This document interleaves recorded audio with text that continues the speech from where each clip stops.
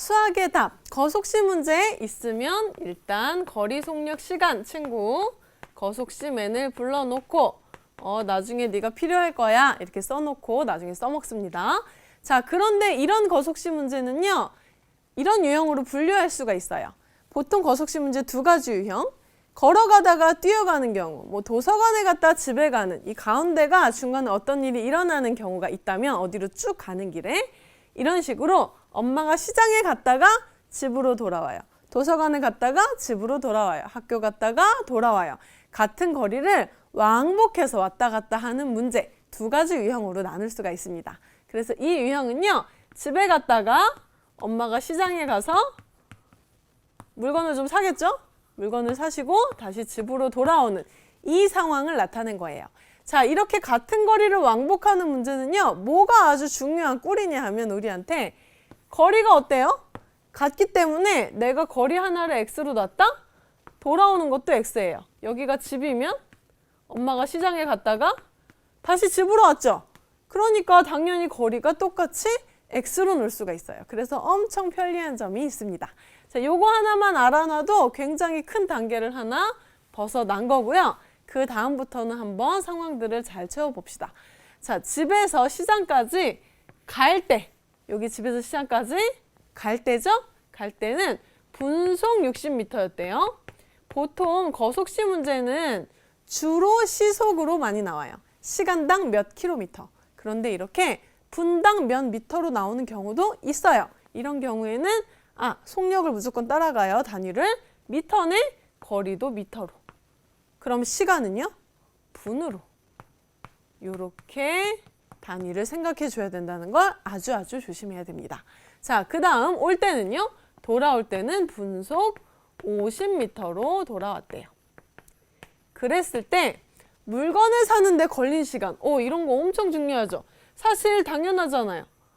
왜 그냥 갔다가 오겠어요? 뭔가 하고 와야 되잖아요.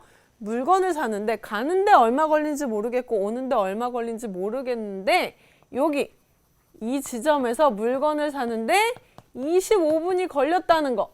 요거를 잘 생각해 둬야 합니다. 그랬을 때 총 1시간 20분을 넘기지 않았대요. 1시간 20분을 넘기지 않았다. 뭐예요? 작거나 같았다 라고 할 수 있어야겠죠? 국어를 잘해야 됩니다. 넘기지 않았다 부등호로 표시할 수 있어야 되겠어요. 그러면 여기 시간을 만들고 여기 시간을 만들어서 둘이 합치는 게 아니에요. 어떻게 합쳐야 돼요? 셋이 합쳤을 때 1시간 20분을 넘기지 않았다 라고 식을 세우면 될 것 같습니다. 자, 이제 이 시간을 나타내기 위해서 거속시맨을 이용해 봅시다. 시간은 속력분의 거리. 시간은 속력분의 거리 60분의 x, 시간은 속력분의 거리 50분의 x라고 했어요. 자, 그러면 얘 더하기 얘 더하기 얘는 얘보다 작거나 같다 쓰면 되는데 찝찝한 친구가 하나 있습니다. 어디 있어요? 분인데 혼자 뭐 하고 있어요? 나는 시간 할래 하고 있죠? 아니야, 우리 여기 분 세상이야. 너도 분으로 바꿔야 돼. 1시간 너는 몇 분이지? 60분이지? 그럼 60분에다 20분을 더하면 총 80분으로 생각할 수 있어야 됩니다. 이게 진짜 중요한 내용이에요. 절대 문제에서 80분 걸렸다고 주지 않거든요. 시간을 속력이 분속이네? 분으로 바꿔야지 생각하는 거 꼭 연습해야 됩니다. 자, 이제 본격적으로 식을 만들어 볼까요? 어떻게 돼요? 갈 때는 60분에 x만큼 걸렸고 물건을 사는데 25분이 걸렸고 올 때는 50분의 x만큼 걸렸어요. 그래서 총 80분보다 작거나 같은 이런 부등식을 만들 수가 있습니다. 자, 풀어봅시다. 60하고 50을 다 없애야 돼요. 뭐면 없앨 수 있을까요? 한 300까지는 가야 될 것 같은데 300 곱하면 되겠네요. 자, 여기다가 300을 곱하면 어떻게 돼요? 300 곱하면 약분하면 5 되죠. 그래서 5x 플러스 여기다가 300을 곱하면요. 0 써주고 3 곱하면 7500 이렇게 되겠네요. 여기다가 300을 곱하면 6 남죠. 그래서 6x. 여기다 80 쓰면 돼요?